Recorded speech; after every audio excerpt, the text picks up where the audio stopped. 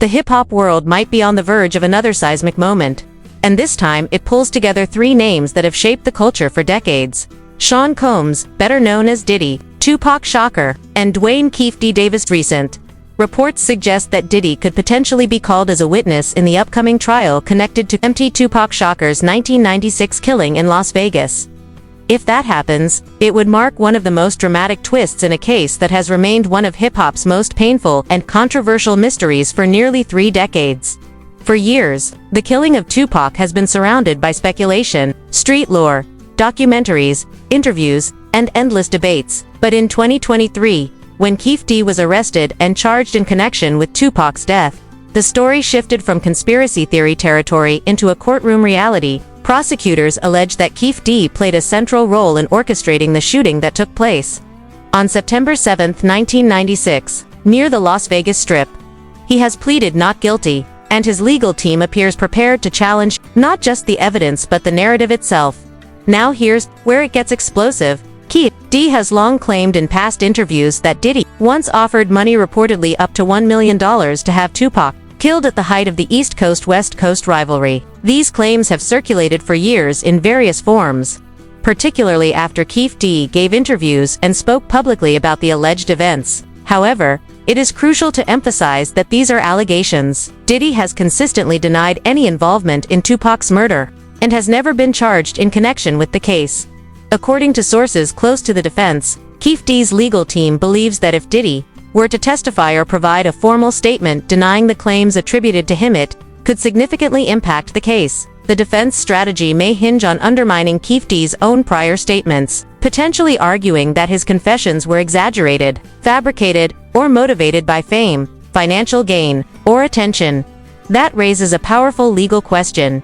If a man has publicly confessed in interviews, but later claims those confessions were lies told for notoriety, how does a jury weigh that? And if a global celebrity like Diddy were brought into the courtroom to directly deny involvement, how might that influence public perception and, more importantly, jurors? This trial is expected to be a jury trial, and celebrity presence in courtrooms can shift dynamics dramatically. Jurors are instructed to focus solely on evidence, but high-profile names inevitably carry weight. The optics alone would be historic, one of the biggest moguls in music potentially taking the stand in a case tied to one of hip-hop's most iconic and tragic figures. To understand the gravity of this moment, we have to revisit the climate of the mid-1990s. The rivalry between East Coast and West Coast hip-hop wasn't just lyrical competition, it was personal, political, and in some cases, violent. Tupac, aligned with Death Row Records and Suge Knight, had openly feuded with artists associated with Bad Boy Records, the label founded by Diddy. Diss tracks were exchanged, accusations flew, tensions escalated.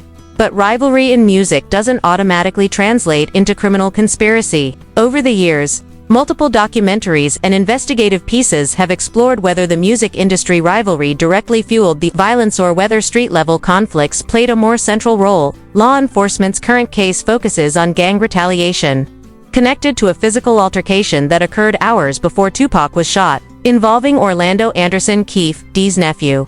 Prosecutors argue that the shooting was payback for that altercation. The defense, however, appears ready to widen the lens, possibly pointing toward larger industry forces or challenging the credibility of earlier admissions. And that's where the Diddy angle becomes headline fuel. Public reaction has been mixed. Some believe Diddy would never risk testifying, especially if cross-examination could open doors to broader scrutiny. Others argue that if he truly has nothing to hide, a direct denial under oath could shut down years of speculation once and for all. Still others feel that, after nearly 30 years, the case should focus solely on evidence tied to the night of the shooting, not rumors born from industry rivalries. It's also impossible to ignore the broader legal storm currently surrounding Diddy.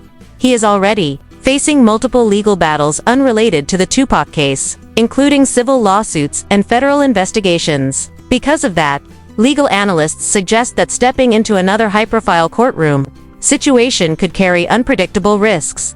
From a strategic standpoint, defense teams often look for reasonable doubt wherever they can find it. If jurors believe there is even a possibility that someone else orchestrated events or that the defendant's prior statements were unreliable, that doubt could matter enormously. At the same time, prosecutors will likely argue that public interviews, past admissions, and corroborating evidence speak for themselves. They may frame any attempt to redirect blame as a distraction tactic.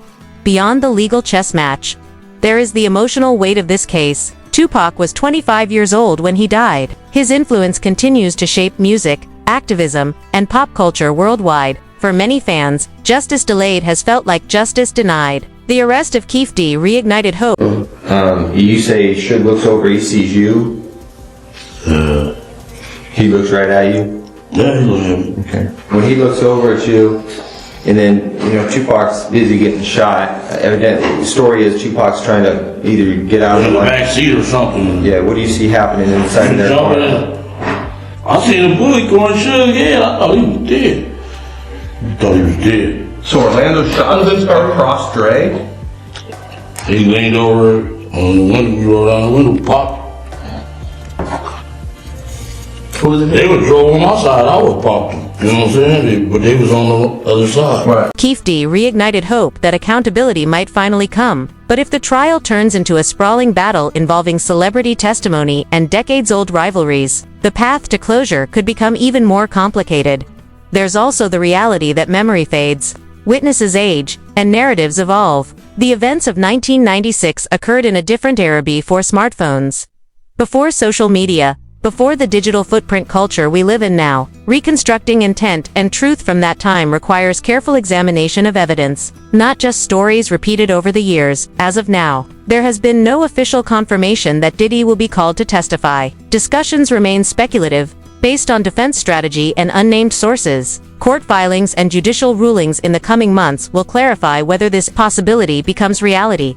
If he does take the stand, it could be one of the most watched courtroom moments in music history.